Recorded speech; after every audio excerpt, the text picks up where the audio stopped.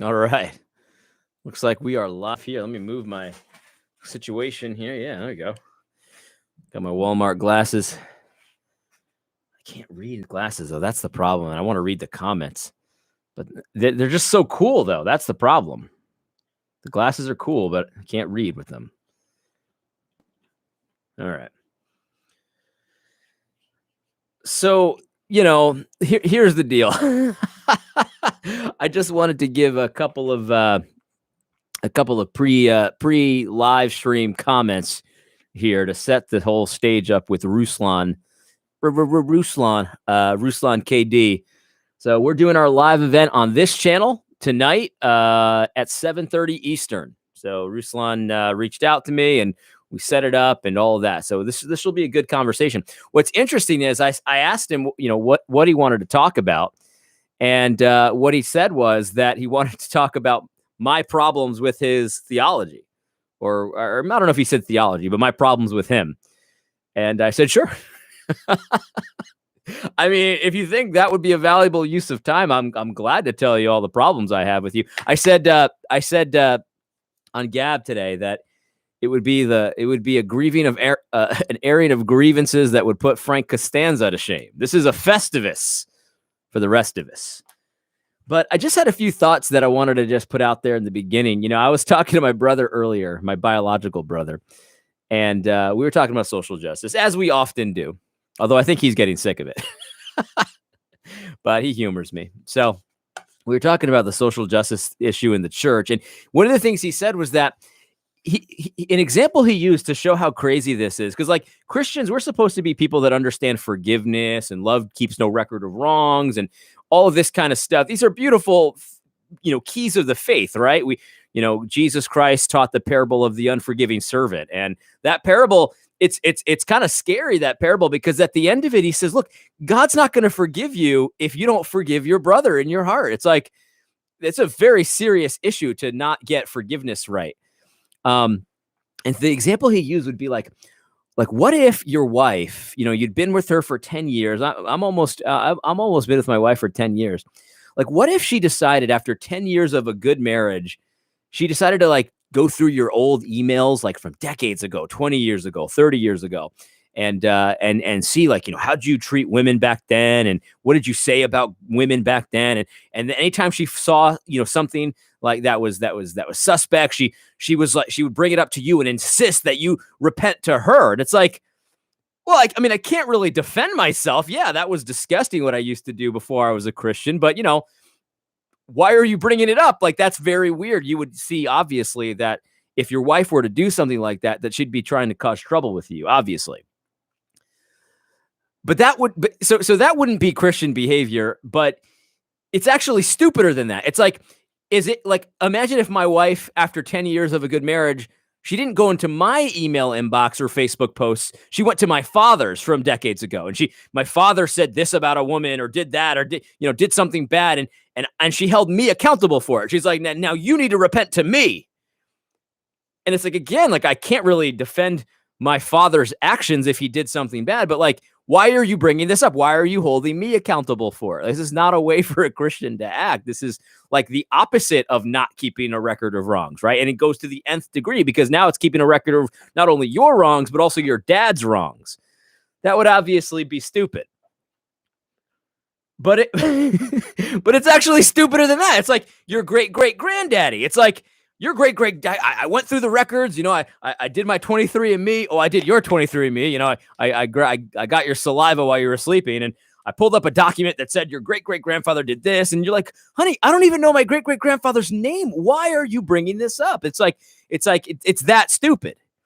And I would hope that, pastors, if my wife were doing that to me, going to like the archives and finding out where my great-great-granddaddy said something evil, I would hope that my pastor would be like, hey, maybe you shouldn't do this, at the very least, right? Like these days, though, I don't know. I mean, pastors are very effeminate and they just assume that women can't sin. So I guess maybe they would get her back. I don't know.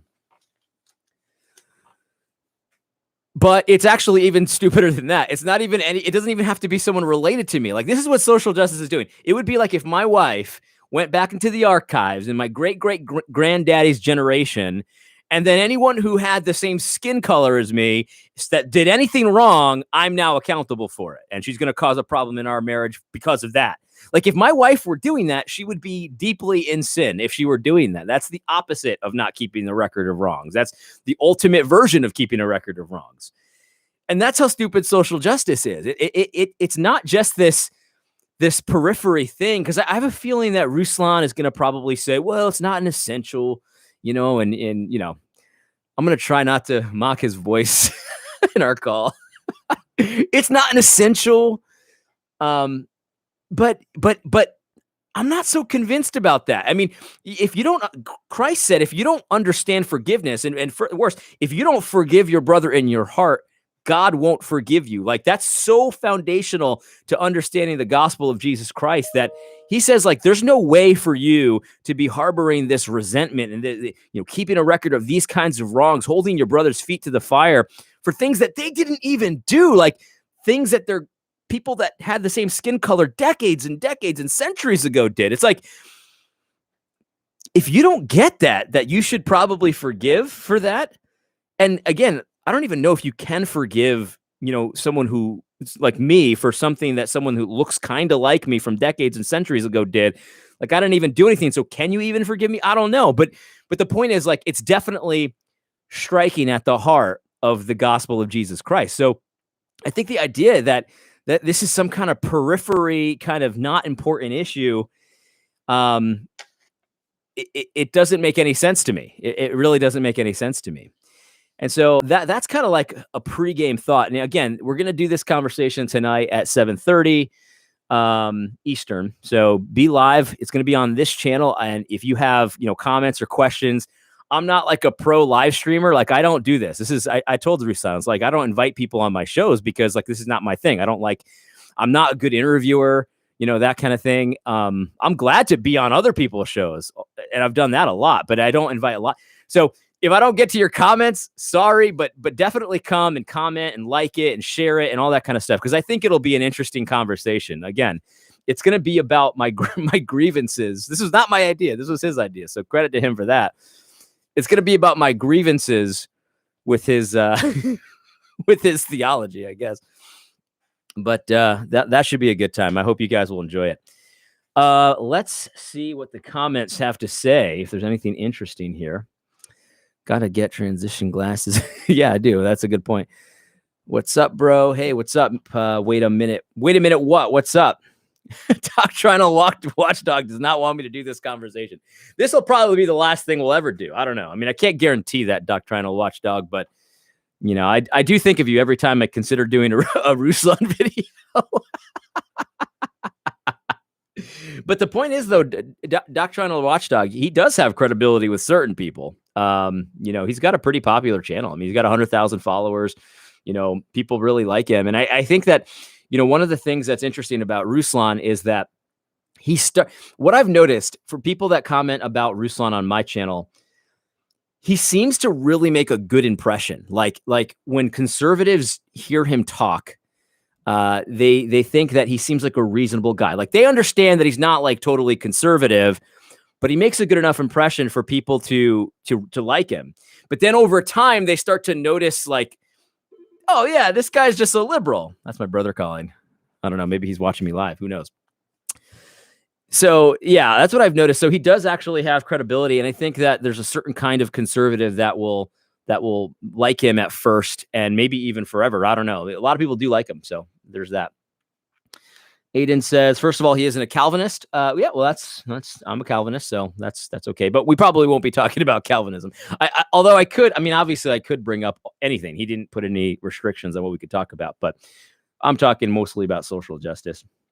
It's good, bro. Hopefully it's helpful. Yep, I hope so too. Yeah, thanks, Grant. Thanks. By the way, we got to connect our wives, and we will get together for sure at some point. All right. Largest following. Yep, he's got a large following. That's why the conversation's happening. Yeah, Aiden's right, though. It's actually even stupider than I even said. It's like, it doesn't even matter if your granddaddy who looked like you didn't. It doesn't matter if he did anything or not. It's like, well, other people that look like him did something, so you're still responsible. Yeah, it's the stupidest thing you could possibly imagine. All right, William Vaughn. The live stream is at 7:30 tonight Eastern. So take a look at that. 4:30 Pacific. That is right. Dr. Anna Watchdog says he's a rapper, not a Bible teacher. That's true. He is a rapper. That is very true. Can't deny that. People are stoked. I like that. Thanks, Kenneth. I appreciate that. Looking forward to this. Yeah, I think that's pretty much it. The radical middle frustrates me more. Yeah, I agree, Mark. The radical middle frustrates me also. But most of the radical middle, I think, are just liberals. And I would include Ruslan in that. I'm sure we'll talk about that at some point. Because I think Ruslan is a liberal. I wish he would just admit that. But what bothers me more than the radical middle, though, is the people that are conservative. Like, they do actually believe the right things. Like, they believe what the Bible teaches, but they don't do anything about it. Like, they act like it's not that big a deal. Those are the people that really bug me. The conservatives that just do nothing. I hate that. All right. Not true. I listened to him one time and never have since. Yeah. I've actually listened to him very rarely. So I listened to him with Marcus. I watched a video he did critiquing God's Not Dead 4 or 3 or 5 or something. And I didn't really get the critique that much. I mean, sure, the movie looks stupid, but it was a weird critique. And then I also watched a video he did with this woman who he considers a spiritual mother, pro women pastors and leaders and stuff like that. So that was interesting. All right. And in my experience, I find it very hard to find him explicitly drawing lines on cultural issues. It's always wishy-washy or redefining of terms, very argumentative on rhetoric without deep substantive. Yeah, I agree. I think that there's a lot of wishy-washiness. But actually, I think it's a little worse than that. I think that he has unequal standards. Like I'm trying to be consistent in everything I do. So if I say something's wrong for, Republicans to do, I also think it's wrong for Democrats to do. If I think it's wrong for conservatives, I think it's wrong for liberals. Like, I try to use the same standards as much as I can. Obviously, I'm not perfect, but I think that Ruslan often has unequal weights. Like, he treats certain people with kid gloves and other people with very exacting sort of logic. And it's along party lines, essentially. The liberal progressive people, that's who he treats with kid gloves, and all the fundies out there, that's who he's exacting with. And I think he does it intentionally. I don't think it's accidental. I think it's put it this way. I think that people in my comments think that Ruslan's not smart. I think Ruslan is extremely intelligent. I think he knows exactly what he's up to, exactly what he's doing, and he's moving his audience left on purpose. But anyway, that's all I wanted to do. This wasn't supposed to be a long live stream, but I appreciate you guys. I will see you again at 7:30. Again, if I ignore the comments, it's because I'm a terrible live streamer and I don't know how to operate it. But hopefully I'll get to some of the comments and we can all have a nice chat. I hope you found this video helpful. God bless.